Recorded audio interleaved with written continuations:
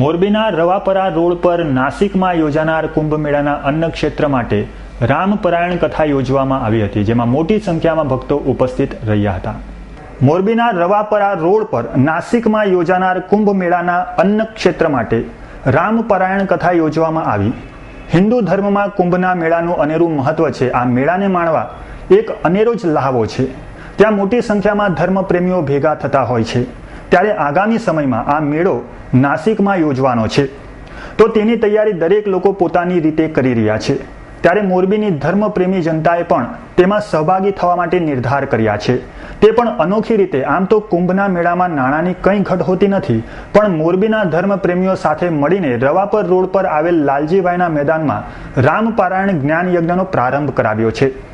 આ કથામાંથી જે પણ આવક થાય તે ધનને કુંભના મેળાના અન્ન ક્ષેત્રમાં આપવાના હેતુથી આ કથા કરવામાં આવી છે.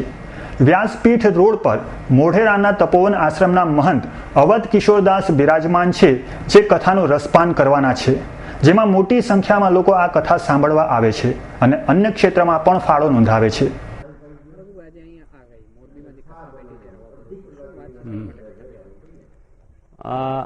કથાના વ્યાસપીઠ ઉપર જે કથાનું રસપાન કરાવનાર મોઢેરા આશ્રમના અવધ કિશોરદાસજી, કે જેને મોરબી ઉપર પહેલાંથી જ ઘણી બધી પ્રીત હોવાથી આવતા નાસિકના કુંભ મેળામાં જ્યારે અન્ન ક્ષેત્ર ખોલતા હોય છે, ત્યારે બાપુએ એવો વિચાર રજૂ કર્યો કે મોરબી એક સિરામિક નગરી અને દાનેશ્વરી નગરી છે, તો હું મોરબીમાં આવીને કથા કરું અને કથામાં ફૂલ નહીં તો ફૂલની પાંખડી જે પણ કંઈ થાય, મારી એવી ઈચ્છા છે કે મોરબીના લોકોનો એક રૂપિયો હોય કે 10,000 હોય કે લાખ હોય, આ રૂપિયાથી અન્ન ખરીદીને અન્ન ક્ષેત્ર ખોલું, એ મારી ભાવના છે.